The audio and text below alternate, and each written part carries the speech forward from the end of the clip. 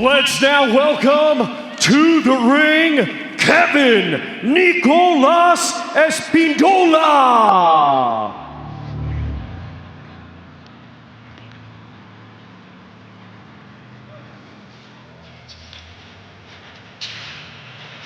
Well, Kevin Espindola accepted this fight against a world title challenger on just a few days' notice. But no odds seem insurmountable for a man who is a literal walking medical miracle. In December of 2021, Espindola was placed in a coma where he remained for several days. But 4 months later, he was back in the ring, scoring a 4-round decision win over Fabio Palacios. Espindola was a good amateur back home in Argentina and has proven to be a durable test for heavyweight prospects like Ivan Dichko and Moses Atauma. And just to reaffirm his fearlessness, will face an even bigger, more seasoned contender here tonight.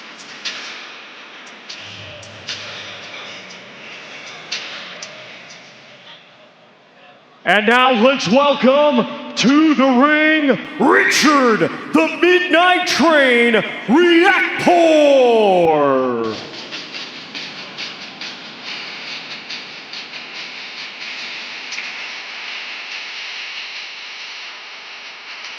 Well, much like his opponent tonight, Richard Riakporhe's own medical miracle has been well publicized. The story of a stabbing survivor who used the incident to recalibrate his route in life through university academics, fashion modeling, and of course boxing. Riakporhe came agonizingly close to winning a cruiserweight title in a rematch against Chris Smith last year, but felt that with or without a title, his time melting down to cruiserweight had run its course. That is not a thesis that he'll have to defend, as Riakporhe showed up to the weigh-in yesterday seemingly with 30 extra pounds of muscle, as towering and shredded as ever, as he hopes to follow in the footsteps of one of his heroes, Evander Holyfield, finding glory at heavyweight after a stay at cruiser. You know, that is a huge jump up in weight, going from the 200-pound weight class to 235. Clearly, Richard Riakporhe has outgrown the division. He has a chance because of his nationality. A lot of great heavyweights over in the UK to put himself in the title picture very quickly.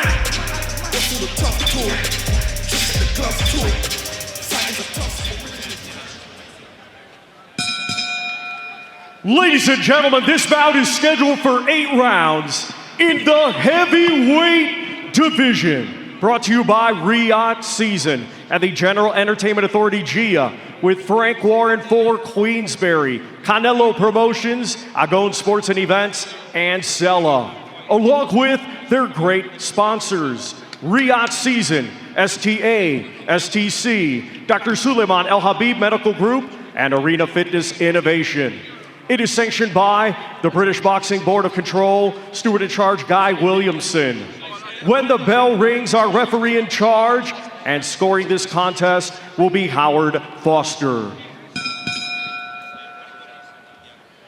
Introducing to you first, fighting tonight out of the blue corner, he comes to the ring wearing black trunks and weighed in officially at 297 pounds. Coming to us from Buenos Aires, Argentina, he brings a professional record of 9 wins, 9 defeats, with 4 of his 9 wins coming by way of knockout.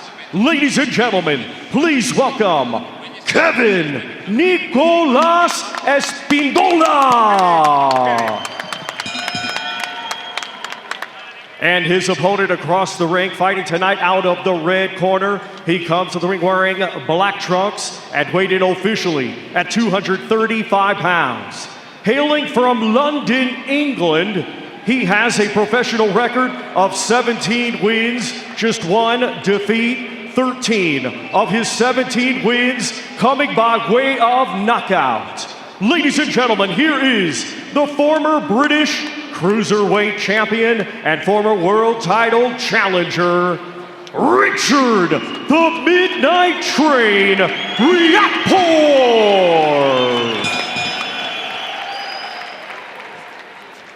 Okay guys, you both know the rules. Keep it clean, break straight away when told. Both got your heads in close. Good luck to you both. Touch gloves. Good luck. So we are all set for the heavyweight debut of Richard Riakporhe as he takes on the 9-9 Kevin Espindola, who, as we mentioned, has been used to test many a heavyweight prospect in recent years. He's got a stern physical test in front of him here tonight. It's just remarkable looking at the size of Richard Riakporhe, thinking that just last year he was effectively a career-long cruiserweight. I mean, he is a big, big heavyweight. You think of some of the other heavyweights, guys like Deontay Wilder, Alexander Usyk moving up from cruiserweight. They did not get this high. This guy's around the same weight as F.A. Johnson. Nice left hook to the body there from Espindola. Tried to bring that left hand up top as well. Riakporhe has been sparring with Martin Bakole and really getting a feel, he said, for what heavyweight shots feel like. That's a good litmus test. If you want to feel what heavyweight power feels like, get in there with Martin Bakole, who we'll see later on tonight. You can see Espindola is not going to really try to exchange punch for punch with Riakporhe. That's not how he's going to win this fight. He's going to try to explode with single shots and try to catch him off guard. If Espindola starts jabbing to the body, you could see that, you could tell that he's going to have a game plan to loop something over the top later.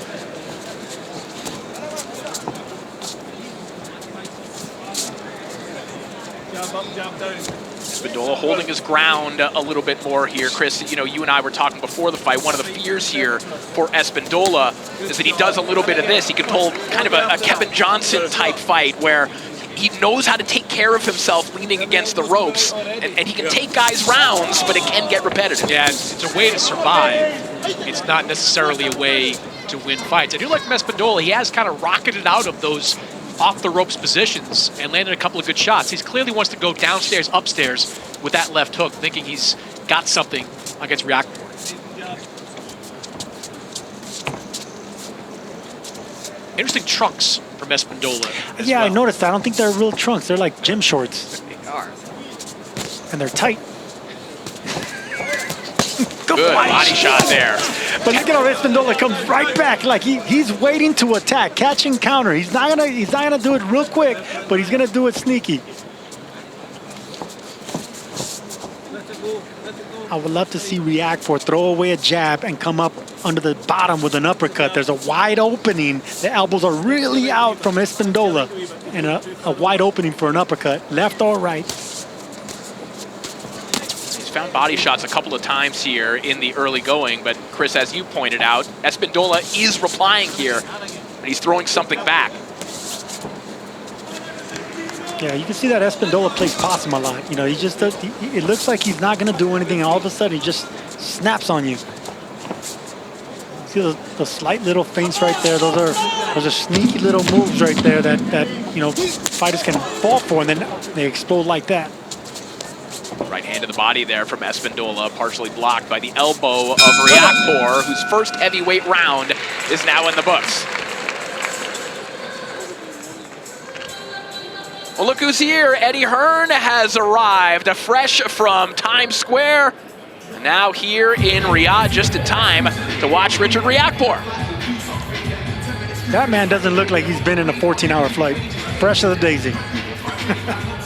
And there's Eddie Hearn sitting alongside Ben Shalom, perhaps discussing a rematch between Conor Benn and Chris Eubank. Fantastic fight we saw last week here on DAZN. I think after watching Devin Haney and Ryan Garcia do some damage to the potential of their rematch, I think that might be a little bit of an incentive to do a rematch between Chris Eubank Jr. and Conor Benn sooner rather than later. Well, this man, Richard Riakporhe, is trying to insert himself into that very vibrant UK heavyweight picture, and obviously the global heavyweight picture at 35 years of age. Still feels as though he's in his physical prime. Wants to get into big fights as soon as possible as round two begins here, and he rips a left hand downstairs on Kevin Espindola. Good body shots that Riakporhe's landing. Yeah, but he does it responsibly, bends his knees. You know, tall fighters that get lazy don't bend their knees and make themselves smaller. That's when shorter fighters can actually, you know, use it against them. Espindola exploding off the ropes with an attempt at a left hook, does land a right hand to the body. He's a little bit predictable with that attack. That's the third time he's kind of leapt forward off the ropes trying to land that left hook.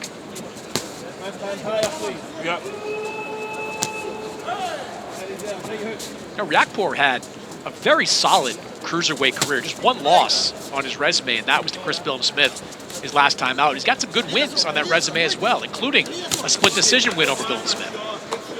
That was a good shot to the body. Guys like Espindola, they could take shots upstairs, they could take shots on the forearms and their elbows and shoulders, but touch them downstairs. Look at how soft that body is. Even if it's a jab.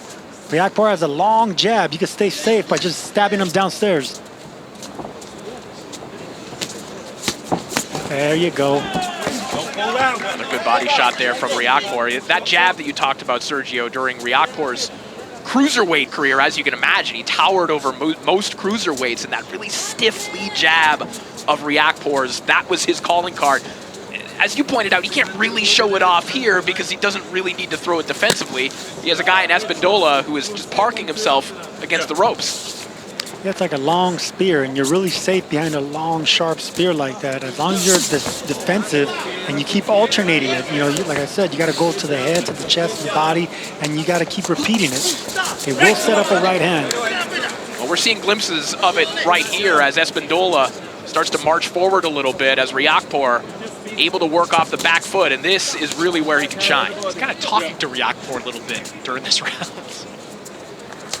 Yeah, you can see that Espindola wants Riakporhe to really throw something hard. You know, the harder that Riakporhe throws a punch, the more Espindola is going to be able to throw a harder punch himself. You know, catching counter type.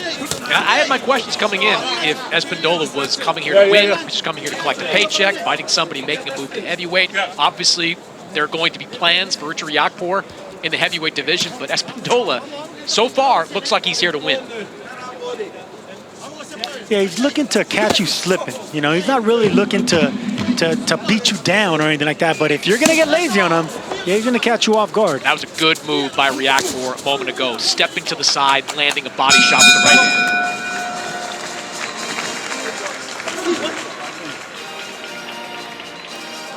So you've got to do variation beats these guys, you know what I mean? Yeah. Anytime there's a break and play, back on that stick, jab, double jab. Yeah. See the jab, right hook, left to the body, straight away. He's starting to breathe a wee bit heavier now, so hit the body, jab right to the body. He will try and counter with left hook, so you need to jab right to the body, hands up, okay? Hit that body more now. Next time is against the ropes, right to the body, left to the body, step back, 1, 2. Okay, good variation, big man. Variation is what Billy Nelson's asking, and he's also asking more body shots. Just touch him downstairs, back up, then you can set up that big 1-2. And there's a little angle right there. That's the shot. Those are the ones that catch tough guys off guard, and especially if you go down to the body, that's really, really clever and athletic by Riakporhe, such a big man. I think conditioning could become a factor as this fight goes on. Riakporhe obviously looks like he's in fantastic shape. This is the fighting weight of Espindola. He's been fighting around 300 pounds for the last 5 or 6 fights, but I don't know. I don't think that frame is built to go a lot of distances. No, and we've seen a couple times in this fight already, after a couple of those sort of ambushes, nice right hand there from Riakporhe, Espindola then needs to take a breather and go back to this pattern. Billy Nelson wanted variation. He just got it. Straight right hand, landed cleanly. Then he came around the guard with a right hook, went back to the jab, stepped back, and then he dug down to the body. Clubbing right hand attempts there from Espindola. Now, Riakporhe was talking about moving up to heavyweight really since 2019. He started talking about it a little more seriously last year, but really makes you think of what kind of agony he was putting himself through to get down to 200 when he's so comfortably filled out this frame as he lands another good body shot. He has to hide that power. See, that body shot, Espindola was able to bend down and catch it with his forearm and elbow. That's how you hide it. See, it looked like he was going to go downstairs, and he caught him to the body. That hurt Espindola. Yeah, Espindola didn't like that body shot. He is breathing heavily, and that right hand to the body made the knees of Espindola dip a little bit. You saw him hunch over. I think Riakporhe thought his glove hit the canvas, or thought he was going to go down. Clearly didn't. The referee stepped in a moment ago. I think Riakporhe thought that was a knockdown. Left hook on left of the body.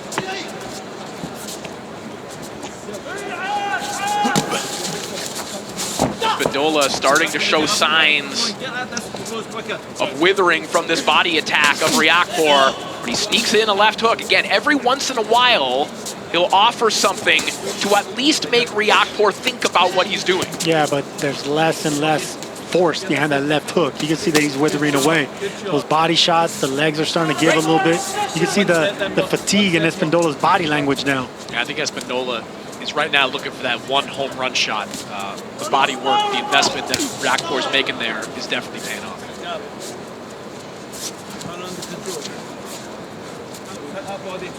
I can see this fight ending with a body shot. Just one single body. There it is right there. Clean shot to the body that landed. Espindola took it well, but I don't know how many more of those he can take. Espindola protesting about one of those shots being behind the head and about one of them being low. The referee did not agree, and Riakporhe wisely just kept throwing. Yeah, Sergio, I'd love to see Riakporhe double and triple up his shots there. It's mostly one punch, and they're effective punches, but I'd like to see him go a couple shots to the body, see if he can make a dent there.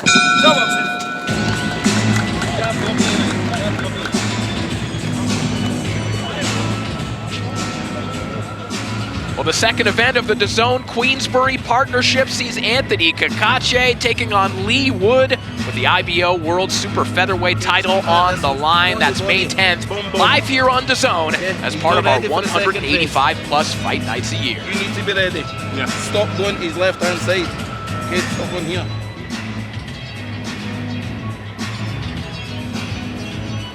Lead right hand.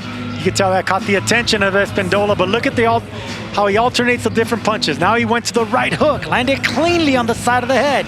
Those shots, they're keeping Espindola buzzed, but then it was back to the jab, popping him. Really responsible and patient is Riakporhe, and he knows he has a lot of time left, plenty of rounds to go. Just keep picking and pecking, breaking down Espindola. I find it interesting that in between rounds, Espindola has not been sitting on the stool. You'd think that a guy with that kind of frame, he'd want to take some time to sit and recover, but he has been standing between these last rounds. You know, some big men don't like sitting down because it takes a lot of energy for them to keep getting up and down, up and down. You know, sometimes it's just easy to stand up. You train that way in the gym. You stay standing up and sparring, so you just bring that into the professional fight. Well, speaking of the corners, Claudia Trejos is back with us. Claudia, you were in there. What's going on? Yes, Corey. Actually, the corner is very happy with what Espindola is doing. They understand that he can take a punch, and more importantly, he understands that Riakporhe is faster, longer, so they want to increase the head movement and just be able to take laterals and look for those punches to the body, especially the hooks. But he's taking a lot of punches. And I think that speaks to the reality of what we're seeing here, Claudia, is that I think Espindola is doing about what he can do given his limitations right now and given this monstrous athlete that he has in front of him right now. And not only that, let's not forget, it was a late arrival. They're adjusting to time and temperature. Riakporhe has put a little extra zip on the right hands thus far here in this round. I think Sergio sensing what you saw in the last round, the fatigue starting to show itself in the body language of Espindola. Yeah, and you know what? You don't have to change anything if you react for. This has been working for the last 3.5 rounds. Keep it up.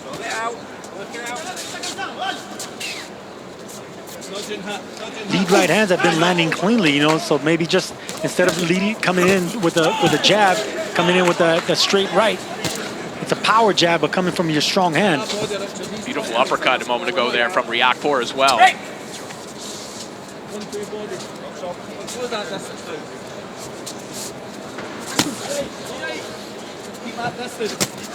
Nice body shot there from Riakporhe, and that one finally does it. Down goes Espindola. I mean, that was at least the 12th, 13th body shot landing in that spot. And if you got 45 seconds, if I'm Riakporhe, I'm going straight back downstairs again. And Espindola is going to go straight back down to the canvas once he does get touched downstairs. Less than 40 seconds left in the round for Riakporhe to close the show here. Takes a while to regroup from body shots, man. You just don't catch your wind that fast. Espindola getting a little bit more active here now that he has been hurt. I think realizing if he just shells up on the ropes, the same thing is going to happen. Espindola fighting his way out of trouble here. Riakporhe just digging those shots to the body and just missed with a home run of a right hand. And Espindola will make it out of the round.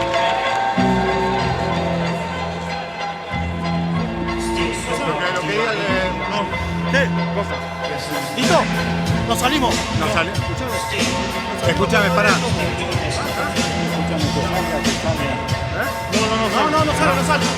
We're watching the corner of Espindola right now. He's been shaking his head, and I think this one will be waved off.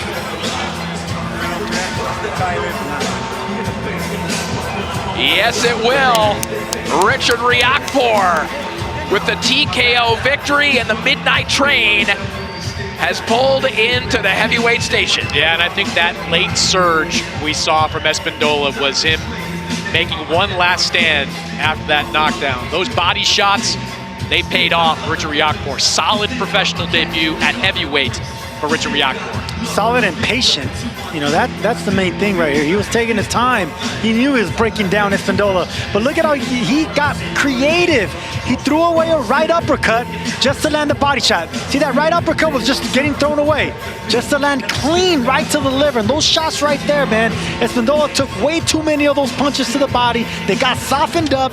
A tough man only can take so many of those shots. Riakporhe got it done. And listen, Chris, there is a lot to like promotionally about Richard Riakporhe that maybe has been underutilized at cruiserweight. You think of a guy who looks like this at heavyweight with a university background. He's an IMG model. He's friends with Madonna. You put that in the heavyweight division, there's a lot of juice.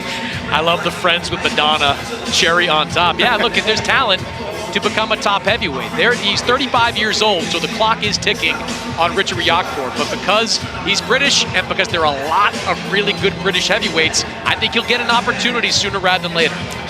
Don't act like you don't like Madonna. I do like Madonna. Well, speaking of British heavyweights and speaking of cruiserweights that moved up to heavyweight, it's official. The undisputed heavyweight championship is on the line at Wembley Stadium on July 19th as Alexander Usyk and Daniel Dubois meet for the second time. And on this occasion, all the belts are on the line in what promises to be another history-making night live here on DAZN. We're ready to make this one official, so to do that, we'll send it back up to Thomas Treiber. Ladies and gentlemen, after 4 completed rounds of boxing, the blue corner retires their fighter, and our referee in charge, Howard Foster, accepts their retirement. Therefore, your winner by way of technical knockout, Richard the Midnight Train Riakporhe.